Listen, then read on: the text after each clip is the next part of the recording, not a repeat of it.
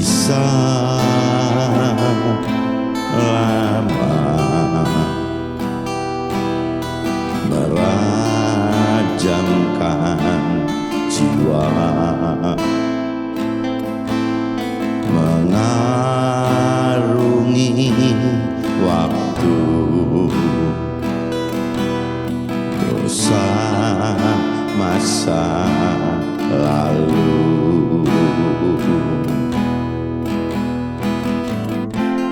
Kini jadi pelumpuh langkahku, buta hatiku menujumu.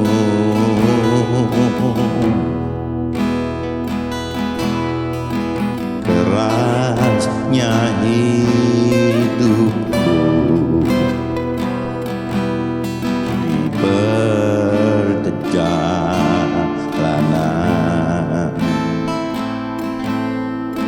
alam sadarku,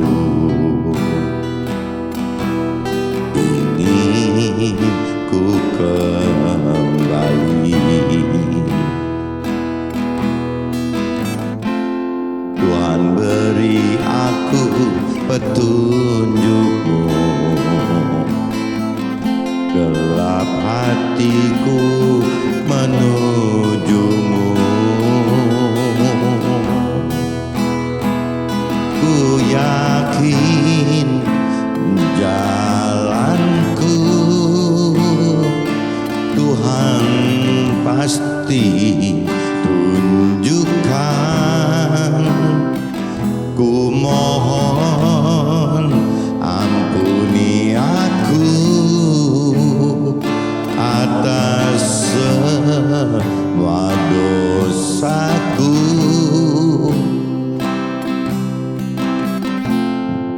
Oh, oh, oh, oh, oh, oh.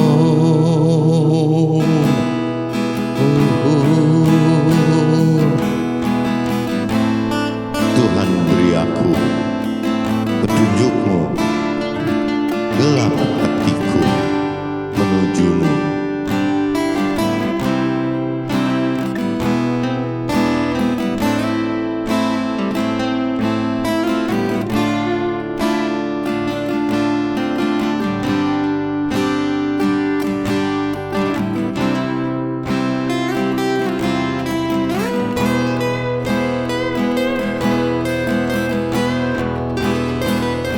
Ku yakin jalanku Tuhan pasti ditunjukkan. Ku mohon ampuni aku atas semua dosaku.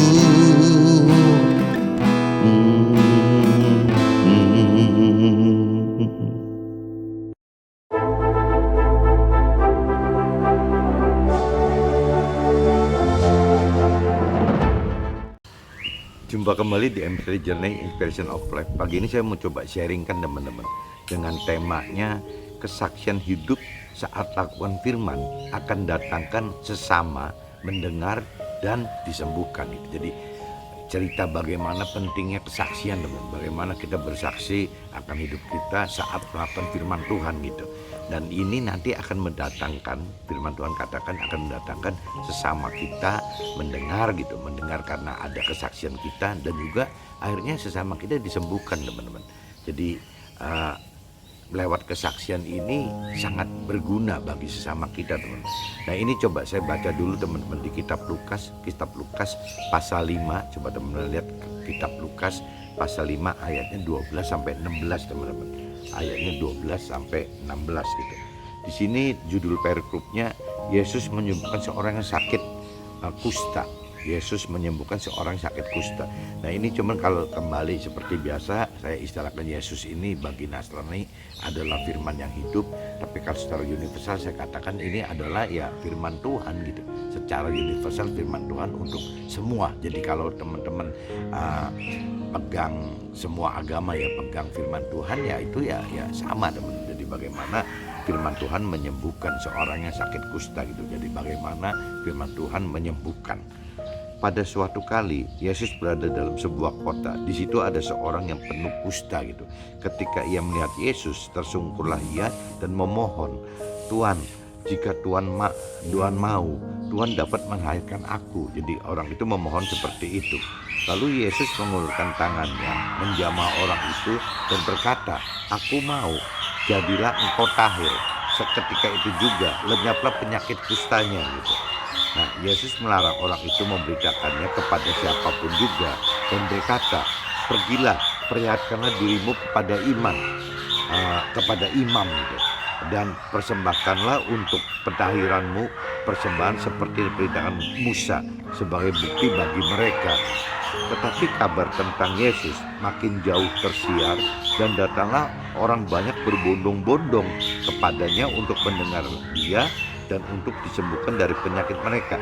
Nah, ini yang di tema itu maksudnya ini teman-teman, di ayat 15, tetapi kabar tentang Yesus makin jauh tersiar dan datanglah orang banyak berbondong-bondong kepadanya untuk mendengar dia, untuk disembuhkan dari penyakit mereka gitu. Akan tetapi ia mengundurkan diri ke tempat-tempat yang sunyi dan berdoa. Jadi Yesusnya malah pergi ke tempat sunyi dan berdoa. Ini saya sudah bacakan di kitab Lukas teman-teman. Kitab Lukas pasal 5 ayatnya 12-16. Nah, ini kalau buat saya pribadi terkait teman-teman dengan inspirasi di kitab Yakobus teman-teman. Kitab Yakobus pasal 4 ayatnya 1-10. Coba teman-teman cari kitab Yakobus. Kitab Yakobus pasal 4 teman-teman. Ayatnya 1-10. Nah, ini judulnya teman-teman, perikopnya gitu. Hawa nafsu dan persahabatan dengan dunia, itu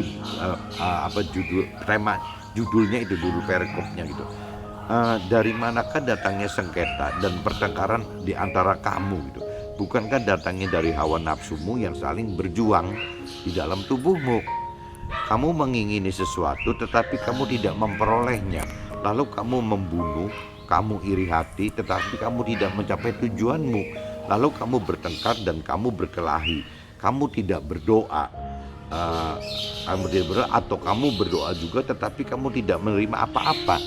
Ya, karena kamu salah berdoa, sebab yang kamu minta itu hendak kamu habiskan untuk memuaskan hawa nafsumu.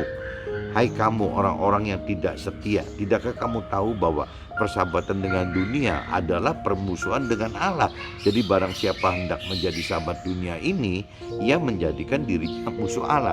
Nah, ini yang teman-teman mesti tekankan di ayat 4 teman-teman. Apakah teman-teman pernah mendengar gitu bahwa hai kamu orang-orang yang tidak setia gitu, tidakkah kamu tahu bahwa persahabatan dengan dunia adalah permusuhan dengan Allah?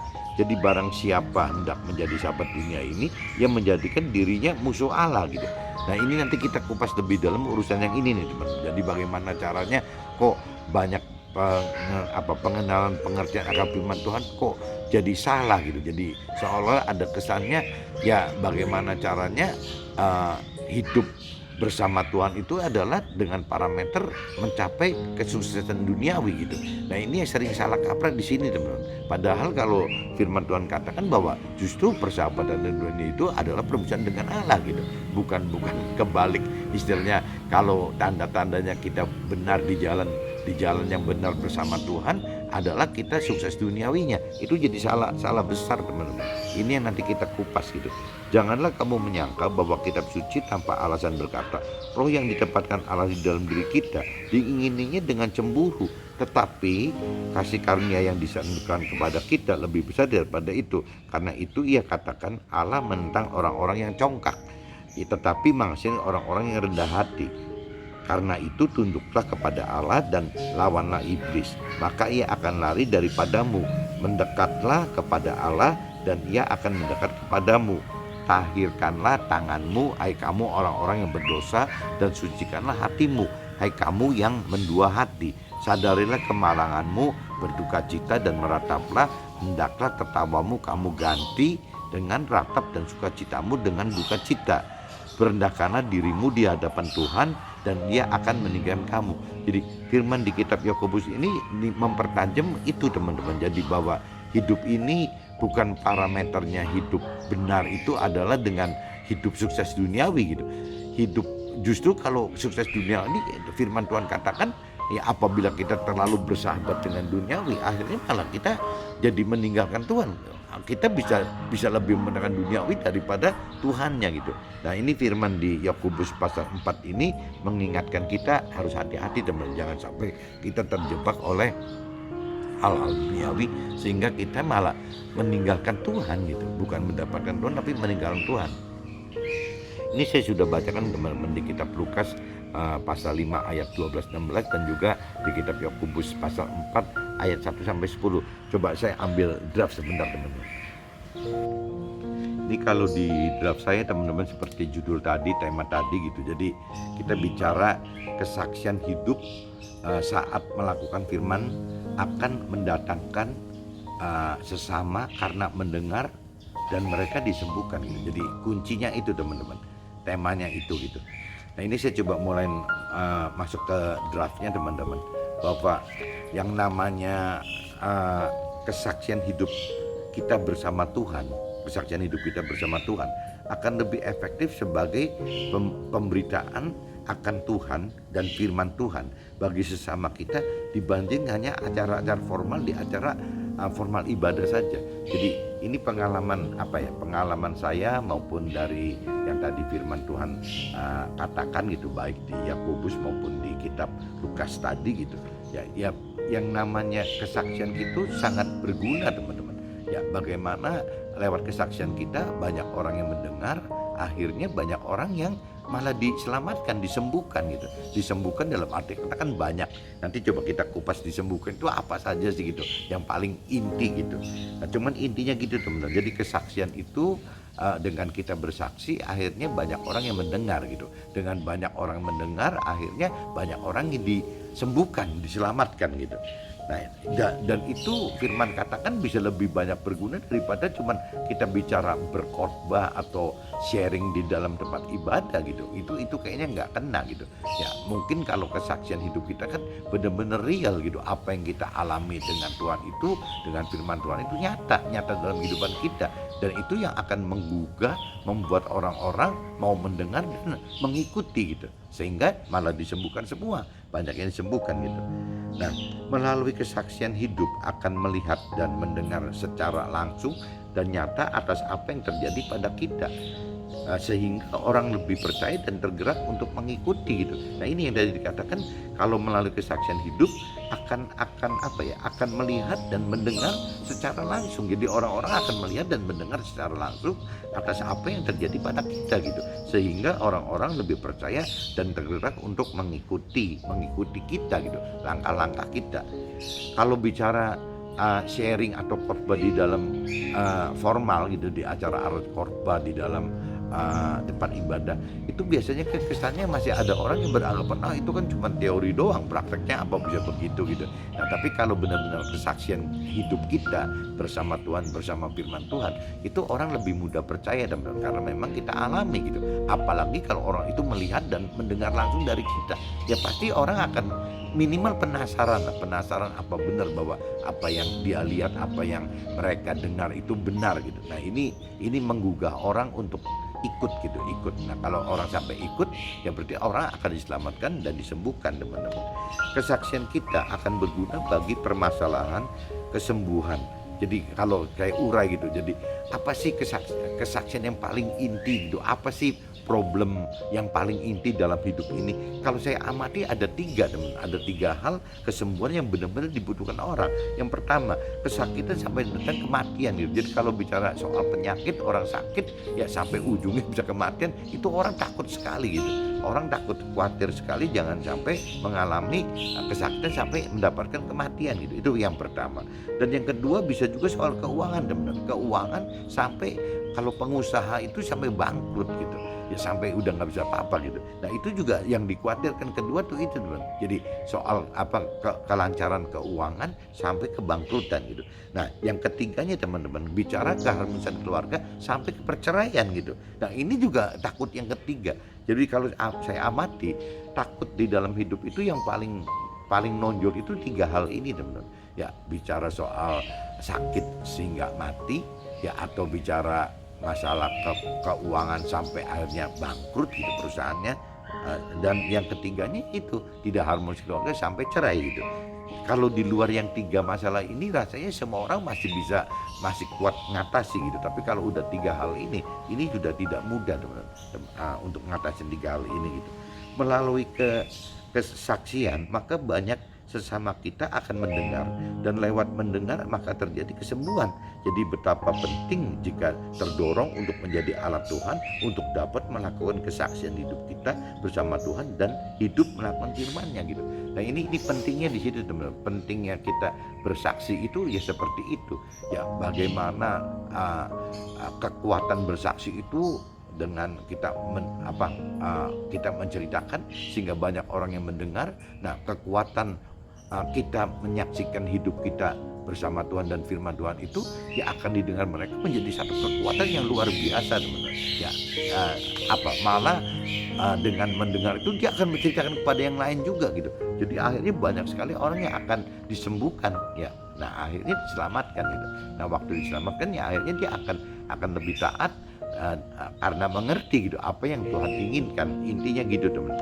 Permasalahan yang dalam hidup datang dari sengketa dan pertengkaran oleh karena hawa nafsu kita sendiri. Jadi kalau firman katakan bahwa permasalahan dalam hidup kita itu datang gitu, timbul ya karena sengketa gitu. Sengketa karena pertengkaran oleh karena hawa nafsu kita sendiri. Sebenarnya itu teman, yang bikin kacau itu kan hawa nafsu kita gitu. Hawa nafsu duniawi kita yang menggebu-gebu akhirnya yang bikin masalah gitu. Karena mengini tapi tidak memperoleh gitu. Kita pengen tapi nggak memperoleh.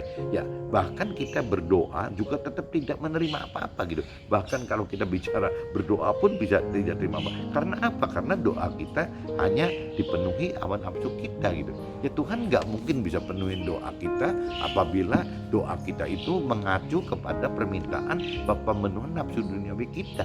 Yang Tuhan izinkan doa kita terkabulkan itu kan apabila yang tidak bertentangan dengan apa yang diperintah peraturan oleh firman Tuhan.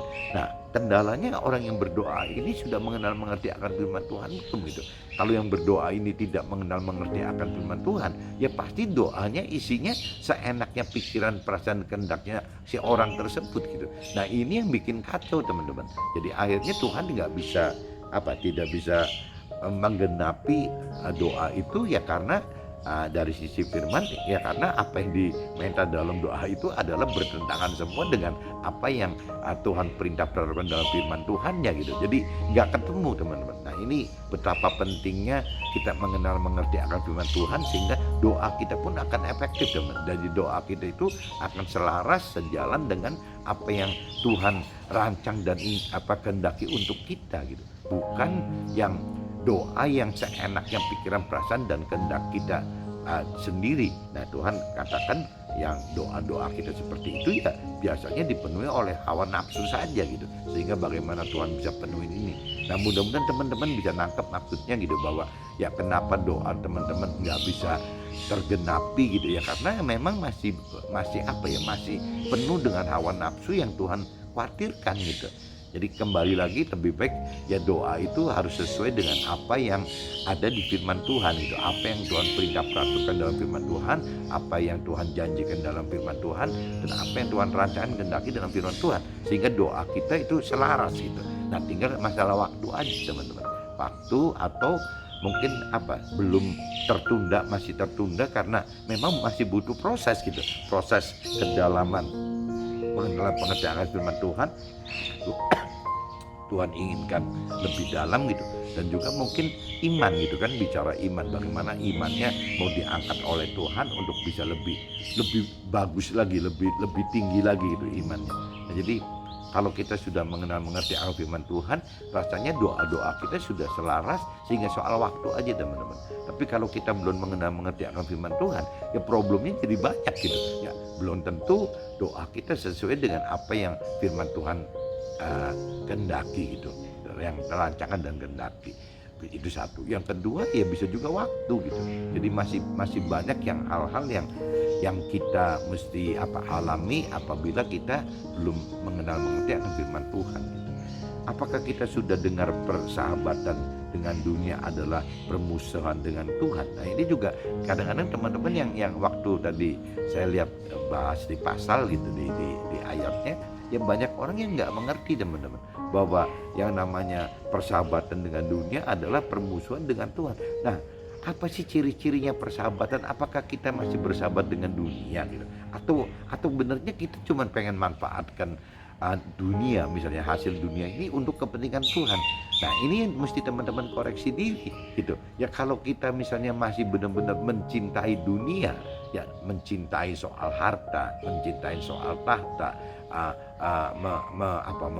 memanjakan diri sendiri dengan memenuhi nafsu-nafsu duniawi gitu ya, pemenuhan nafsu duniawi lebih daripada ya kita kepada Tuhan, ya itu namanya sudah ya mencintai dunia teman-teman, sudah lebih memberhalakan gitu ya harta tahta dan pemenuhan nafsu dunia dibanding ya Tuhannya sendiri. Arti berhala kan itu teman, arti berhala itu adalah apabila kita menomorduakan Tuhan gitu. Jadi kalau harta itu lebih penting daripada Tuhan, ya berarti ya kita sudah berhalakan harta gitu. Kita berarti sudah lebih bersahabat dengan dunia dibanding dengan Tuhan.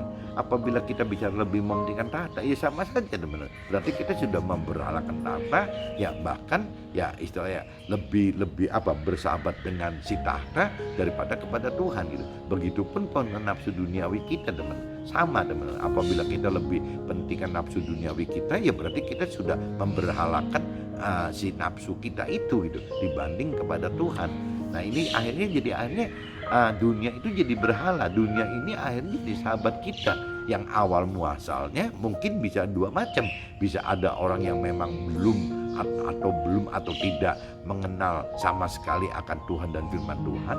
Tapi juga yang bahaya teman-teman, kembali lagi orang yang punya keyakinan sudah percaya Tuhan dan merasa mengenal Tuhan, tapi ternyata mengartikan soal dunia sahabat aja belum bisa. Jadi teman-teman mesti hati-hati sekali apabila memang kita sudah percaya Tuhan, kita sudah mengenal Tuhan dengan benar. Itu yang namanya persahabatan di dunia itu tidak boleh ada teman. Jadi bukan berarti kita tidak boleh menghasilkan dunia gitu. Kita boleh-boleh aja ya menghasilkan soal duniawinya, tapi tidak bisa dalam arti kata kita bersahabat gitu. Apalagi sampai firman katakan sampai kategori mencintai gitu. Ya mencintai dunia. Mencintai dunia kalau kita urai teman-teman, kembali lagi bisa mencintai karena harta, bisa mencintai karena tahta, dan juga bisa mencintai karena pemenuhan nafsu dunia tadi gitu. Jadi hal-hal harta tahta dan pemenuhan nafsu dunia tadi itu bisa kategorinya mencintai, lebih mencintai itu daripada Tuhan. Itu namanya mencintai dunia gitu. Nah bahkan kalau kita rangkum jadi satu, urusan harta tahta dan pemenuhan nafsu dunia, ya Tuhan katakan ya disebutnya ya oleh karena mamon gitu, oleh karena cinta akan uang. Nah sumbernya itu semua di situ tuh, karena cinta akan uang. Kenapa? Karena uang dianggap sebagai andalan kita hidup di dunia ini, ya bahwa melalui uang itu bisa membuat segala macam gitu. Jadi bagaimana kita mendapatkan sukacita, kita bisa dapat karena uang itu gitu. Ya bagaimana merasa hidup menjadi aman, ya bisa. Kita juga pakai uang. Anggapnya kalau sampai sakit harus ada uang. Anggapnya kalau masuk rumah sakit harus ada uang. Anggapnya kalau sampai harus ke luar negeri berobat harus ada uang. Gitu. Segala macam terkait uang semua. Padahal kalau orang yang sudah mengalami sakit gawat gitu, orang akan baru tahu bahwa bukan hanya uang yang bisa menyelamatkan hidup kita gitu. Ya cuman karena Tuhan saja yang bisa menyelamatkan gitu. Nah cuman kalau kita bicara cinta uang itu sudah dirubah, bukan cinta uang tapi bagaimana kita bisa manfaatkan uang. Nah ceritanya itu Tuhan juga setuju, firman Tuhan juga setuju. Jadi bagaimana kita bisa mengendalikan uang gitu, itu yang lebih vital teman-teman. Bukan bagaimana kita diperbudak uang, tapi bagaimana kita memanfaatkan uang gitu ya untuk kepentingan kebenaran yang Tuhan rancang dan kehendaki melalui kita. Itu jadi penting teman. Jadi bukan materi atau uang itu tidak perlu gitu, tapi jangan sampai kita memberhalakan uang ya di atas kepentingannya Tuhan gitu. Ini jangan sampai terjadi teman-teman. Apakah kita sudah dengar persahabatan dengan dunia yang tadi ya? Berarti mesti hati-hati teman-teman, bahwa persahabatan dunia itu adalah permusuhan dengan Tuhan.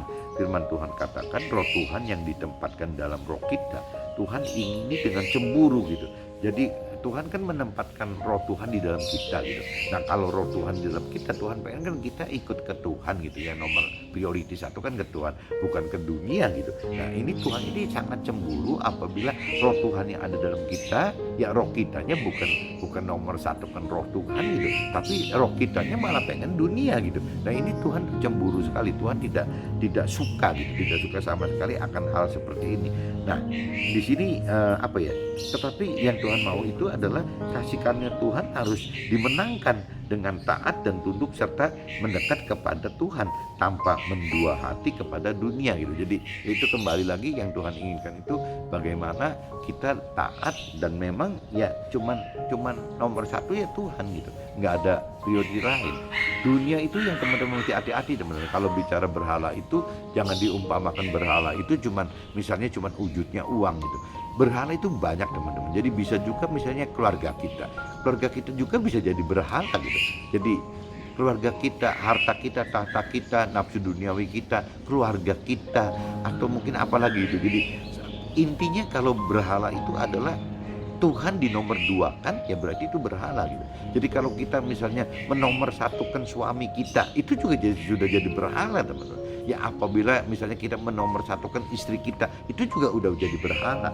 Kita menyatukan orang tua, menomor satukan orang tua kita di atas Tuhan, ya itu juga jadi artinya berhala juga teman-teman. Bagaimana kita menomor satukan anak-anak kita di atas Tuhan, itu juga jadi berhala gitu. Jadi segala macam beragama pun sama teman. Apabila kita gara-gara liturgis agama gitu ya, jadi ritual agamanya lebih dipentingkan daripada urusan Tuhan pribadinya gitu dibandingkan firman Tuhan pribadi, itu juga bisa berhala gitu. Jadi intinya segala sesuatu perbuatan kita yang menomorduakan Tuhan, menomorduakan firman Tuhan, yaitu berhala.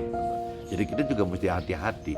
Bahkan banyak kalau saya pelajari itu teman-teman mentor rohani saya atau teman rohani saya itu yang kadang-kadang bisa dibawa alam sadar, mereka yang cari itu adalah nomor satu itu bagaimana keharmonisan keluarga gitu, keharmonisan suami istri gitu. Nah ini juga saya khawatir gara-gara keharmonisan suami istri akhirnya malah niatan mencari Tuhan itu berkurang. Kenapa? Karena sudah nyaman gitu. Ya hubungan suami istri itu nyaman. Nah kalau bicara hubungan antara suami istri itu kan bicara hubungan di jiwa gitu, bukan di roh gitu. Jadi saya khawatir kalau sampai terlalu harmonis tanpa sadar pun ya ini bahaya gitu, bisa bahaya. Kembali lagi akhirnya ya keharmonisan keluarga itu malah jadi berhala ya, karena kita tidak nomor satukan Tuhan. Begitupun suasana hidup yang cukup sejahtera di dalam keluarga kita gitu, itu juga bisa jadi berhala teman. Ya gara-gara kita sudah merasa puas itu semua merasa anggapnya sukacita, ada sukacita, ya akhirnya ya Tuhan yang diabaikan gitu. Nah ini saya ingatkan jangan sampai gara-gara yang lain gitu Tuhan jadi dinomorduakan. Tapi kalau seandainya kita bisa harmonis dengan istri kita, dengan pasangan kita, dengan suami kita, ya itu puji Tuhan teman-teman. Tapi kan tetap nomor satunya harus Tuhan gitu. Kalau kita dalam suasana keluarga kita yang kita suami istri dengan anak-anak gitu, bahkan dengan mertua, orang tua bisa hidup rukun, senang gitu, ya itu juga puji Tuhan teman. Tapi bukan berarti menomorduakan Tuhan gitu. Kita punya usaha yang lancar sehingga uang kita, tahta kita berlimpah-limpah, segala macam bisa kebeli gitu, ya itu puji Tuhan teman. Tapi juga jangan sampai ya menomorduakan hubungan kita dengan Tuhan gitu. Menomorduakan perintah peraturan Tuhan, firman Tuhan dinomorduakan karena kepentingan-kepentingan yang lain itu gitu. Nah ini yang mesti teman-teman coba mengerti dan coba sadari bahwa ya firman Tuhan katakan seperti itu teman-teman. Nah ini kembali lagi jadi diingatkan teman-teman, apakah kita sudah pernah mendengar gitu bahwa di dalam firman Tuhan itu ada perkataan seperti itu, bahwa persahabatan dengan dunia adalah permusuhan dengan Tuhan. Nah ini yang teman-teman coba gali teman-teman. Nah ini adanya di kitab Yakobus tadi, kitab Yakobus pasal 4 ayatnya 1-10. Itu itu bicara urusan ini teman-teman, urusan jangan sampai kita terjebak oleh persahabatan dunia.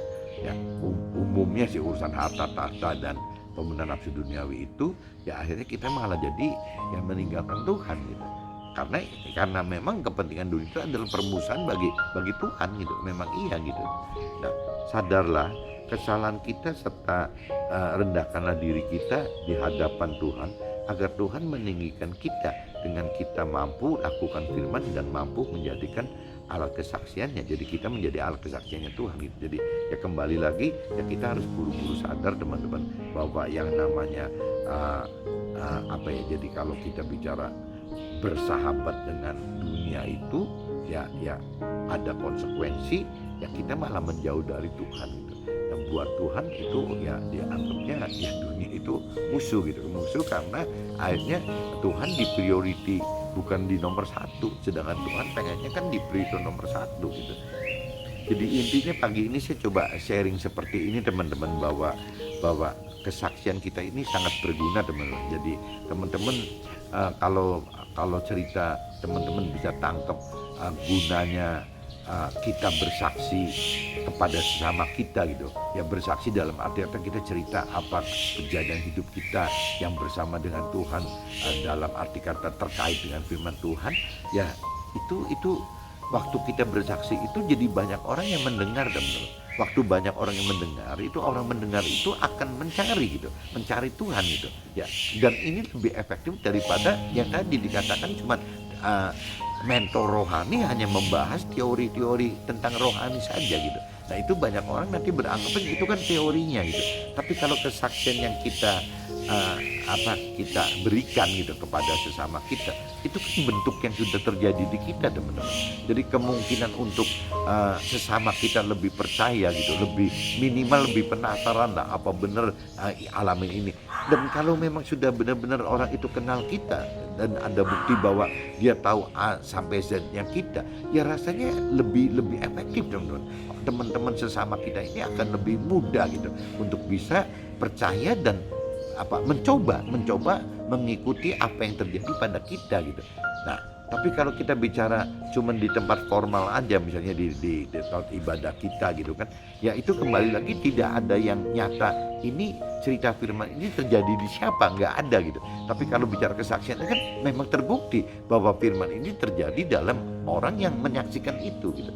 Jadi kalau teman-teman mau tergerak untuk bisa menjadi alat kesaksian buat Tuhan untuk sesama kita agar lebih banyak yang disembuhkan atau diselamatkan, ya kita harus benar-benar belajar hidup totally bersama Tuhan gitu. Nah, dengan cara bagaimana? Ya jangan mendalami terus-menerus akan kedalaman pengenalan firman Tuhan dan berani untuk melakukan firman Tuhan. Nah, sehingga waktu kita dalam mengerti firman dan berani melakukan firman Tuhan, akhirnya di situ akan timbul teman-teman, satu kesaksian gitu bahwa ya dengan hidup dengan Tuhan itu memang nyata teman-teman, bukan tidak nyata gitu. Jadi bukan firman Tuhan itu cuma teori, tapi firman itu nyata memang untuk dipraktekkan gitu. Dan janji Tuhan itu nyata teman-teman, rancangan kehendak Tuhan itu nyata gitu. Jadi bukan teori doang gitu. Nah ini yang dibutuhkan untuk bisa semakin banyak kita bersaksi, ya berarti kita mesti semakin banyak berani melakukan firman Tuhan. Dengan semakin banyak berani melakukan firman Tuhan, ya otomatis akan terjadi banyak kesaksian gitu. Apa yang kita alami dalam hidup kita teman-teman. Tapi kalau kita tidak berani melakukan firman Tuhan, ya susah. Dan untuk berani melakukan firman Tuhan, apa yang kita harus lakukan? Ya kembali lagi kita mesti mengerti kedalaman akan firman Tuhan teman-teman. Nah waktu kita sudah dalam mengerti firman Tuhan, kita sudah berani melakukan firman Tuhan, ya kita akan tahu gitu ya. Waktu untuk mampu mengerti firman Tuhan saja kita butuh menghidupkan roh Tuhan teman-teman. Untuk mampu melakukan firman Tuhan kita juga butuh roh Tuhan.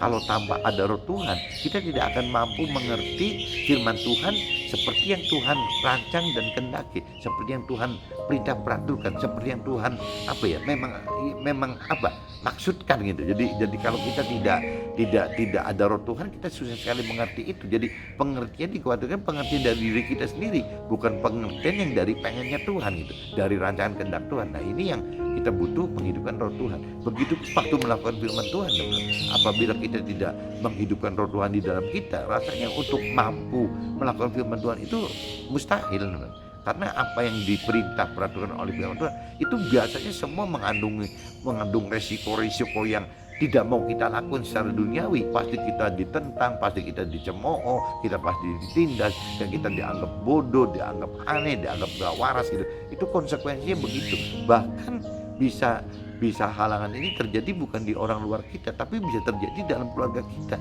Ya, bisa ditentang oleh keluarga besar kita, bisa ditentang oleh keluarga kecil kita, bisa ditentang oleh anak-anak kita kalau kita sebagai orang tua, bahkan bisa ditentang oleh pasangan kita, teman-teman.